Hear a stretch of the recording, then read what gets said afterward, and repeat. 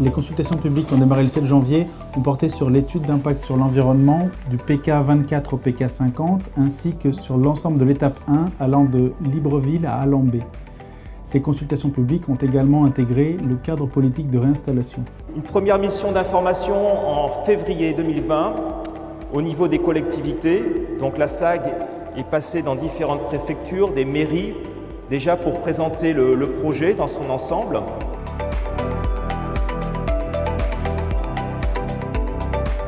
Ce tronçon, plus précisément, donc, fait partie de l'étape 1 de la Transgabonaise, qui va donc de Libreville jusqu'à Allambé. Donc, ce tronçon, PK12, PK24, fait partie d'une étude d'impact de l'étape 1. L'objectif de ces consultations publiques est de pouvoir écouter et partager les avis des populations sur le projet. Je m'appelle Toubiani. Je me prénomme Jean-Louis, je suis chef de quartier de Sassabissomi-Namakontan au niveau du PK9, ancienne route. J'étais d'abord ravi par rapport à cette séance-là, je crois que quand même c'est une première au Gabon. La SAG, la Société d'autoroute du Gabon, a bien fait d'initier cette entrevue avec nous qui sommes les autorités locales pour faire en sorte que l'œuvre future qui va se faire se fasse dans les meilleures conditions. Parce que vous savez, le développement, c'est bien. Le développement aussi amène les grincements dedans parce qu'à un certain moment, les gens veulent une chose et son contraire à la fois. Donc, par rapport au projet de grande envergure qui a été initié par le gouvernement et avec la SAG, c'est vraiment la bienvenue. Parce que le 3e arrondissement a une particularité, c'est d'être jonché par des bras de mer, des rivières, des ruisseaux. Et tout ça, il faut une étude d'impact en amont pour que tout se fasse bien.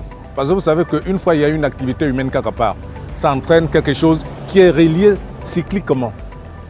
Donc, nous allons faire ce travail de CIF, donc Conseil Initiation Formation, essayer d'aller auprès des populations, les faire déjà comprendre que dans un futur très proche, il y aurait des grands travaux, des grandes envergures qui se feront. Voilà. Même s'il y a des gens qu'on doit délocaliser pour remettre quelque part parce que ça va se faire avec la manière. Béatrice Ngari, responsable QHSU à la mairie de Toum. Alors mon ressenti, je peux dire jusqu'à ce niveau, c'est un ressentiment de satisfaction parce que c'est vrai qu'on est encore dans le cadre de ce jour, dans la phase planification et conception. Donc voilà, les travaux qui sont faits sont très bien. On espère maintenant que la suite se fera en application avec ce qui a été conçu. Il y a eu beaucoup d'engouement et puis beaucoup d'interventions aujourd'hui. Les populations étaient très actives, les chefs de quartier également. Et les réponses étaient claires, on va dire. Elles ont été claires et puis voilà, satisfaisantes également. Nous avons été rassurés par les propos de la SAG et nous restons optimistes de voir, n'est-ce pas, ce projet aller à terme.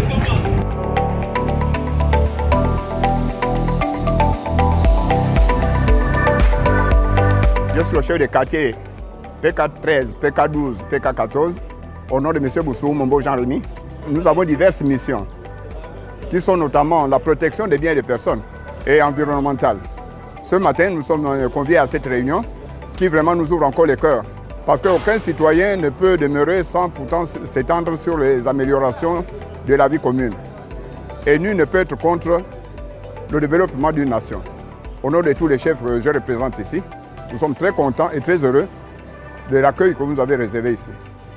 Et deuxièmement, sur le projet qui nous a été étalé, nous sommes vraiment très conviés. Nous ne pouvons que transmettre le message auprès de nos populations. Que la route doit s'agrandir et que la route verra le jour et que ce serait une meilleure route par rapport aux autres routes que nous avons entendues, que nous avons vues. Les présentations faites au cours de cette consultation publique permettent une compréhension technique du projet et présentent les impacts positifs et les impacts négatifs. Je suis confiant que, quel que soit le temps d'étude d'impact, les travaux verront le jour. Aujourd'hui, nous sommes au XXIe siècle, nous ne devons plus faire les choses à la va-vite comme on le faisait avant. On doit se conformer par rapport aux normes. Mais pour l'ordre urbanistique, il faudrait qu'on arrive à faire comprendre les gens la nécessité et le bienfait du projet qui doit être profitable à tout le monde. Je suis M.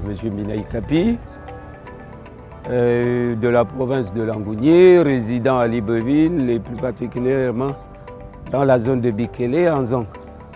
Personnellement, par rapport à mon quartier, en tant qu'usager de la route, je serais impacté par la sécurité, simplement, et la fluidité de la route. Quand vous travaillez dans des projets communautaires et qui ont un impact social, économique, et surtout la route, parce que la route est le moteur du développement. Si vous voulez vous développer, développez les routes, sans quoi ça ne sert à rien de rester, je ne sais pas, de faire du social. Hein? La priorité, c'est de s'occuper d'abord des citoyens, de permettre à tout le monde de circuler, la liberté. Ça s'appelle la liberté de circuler. Les principales préoccupations des populations se sont trouvées sur la traversée de la 2x2 voies, les passages piétons, ainsi que la réalisation de la route. Cette réunion rentre dans un processus de consultation publique. C'est une première évaluation